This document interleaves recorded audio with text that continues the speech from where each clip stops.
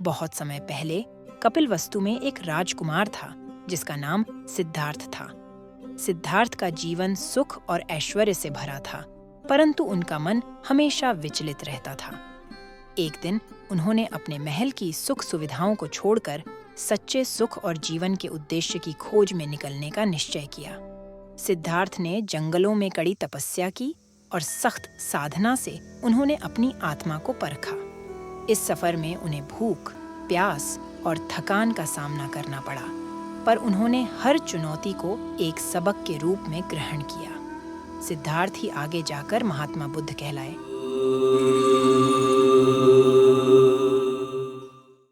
एक छोटे से गांव में राहुल नाम का युवक रहता था।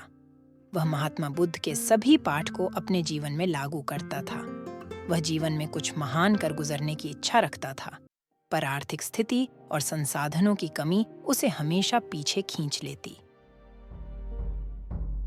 राहुल के गांव में एक पुराने मंदिर की कहानी फैली थी, जहां छिपा खजाना कई सालों से किसी विशेष की प्रतीक्षा में था। इसे ढूंढने के लिए कई आए, पर सफल कोई न हो पाया। राहुल ने इसे अपने जीवन का लक्ष्य बनाया। राहुल ने मंदिर की गहराइयों में प्रवेश किया, जहां उसे विचित्र पहेलियां और चालें सुलझानी पड़ी। हर सफलता के साथ एक नई और जटिल चुनौती सामने आ जाती। रहस्यमयी कमरे, चलते पत्थर और अदृश्य शक्तियों के बीच राहुल का साहस और विश्वास कई बार डगमगाया, लेकिन वह हिम्मत करके आगे बढ़ता रहा।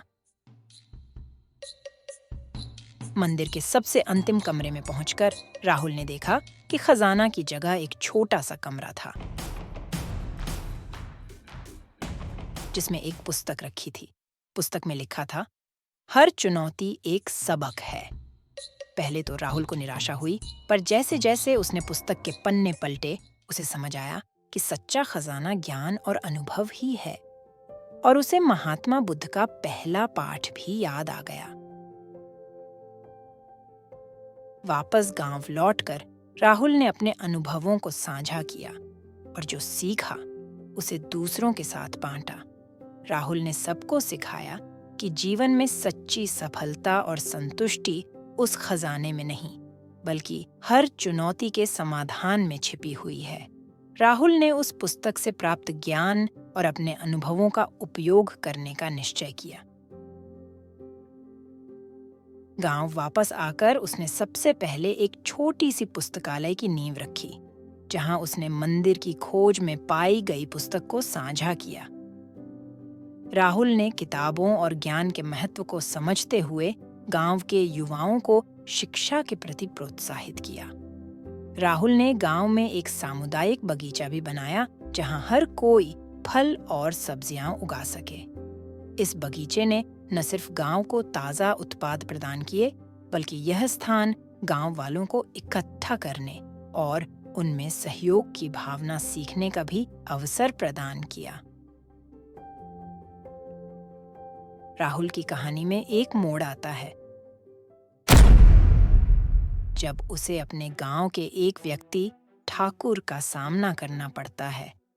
ठाकुर, जो कि गांव का एक प्रभावशाली व्यापारी था, ने राहुल के प्रयासों को अपने हितों के खिलाफ मान लिया था। विशेष रूप से राहुल के द्वारा बनाया गया बगीचा ठाकुर को अपने व्यापार के लिए ठीक नहीं लगा, क्योंकि इससे गांव वालों की उस पर निर्भरता कम हो रही थी। ठाकुर ने राहुल की सभी प्रयासों को रोकने के लिए हर संभव प्रयास किया।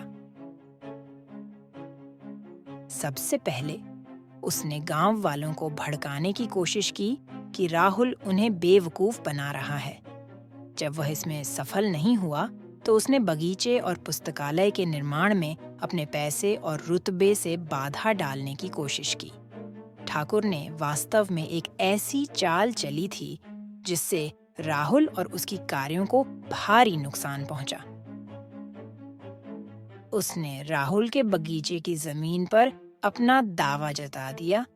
एक झूठे दस्तावेज बनवाकर उसने अधिकारियों को दिखा दिया। इससे बगीचे का काम रुक गया और गांव वालों के सामने राहुल की ख्याति भी खतरे में पड़ गई। राहुल महात्मा बुद्ध के सारे पाठ और उनके महत्व को समझता था।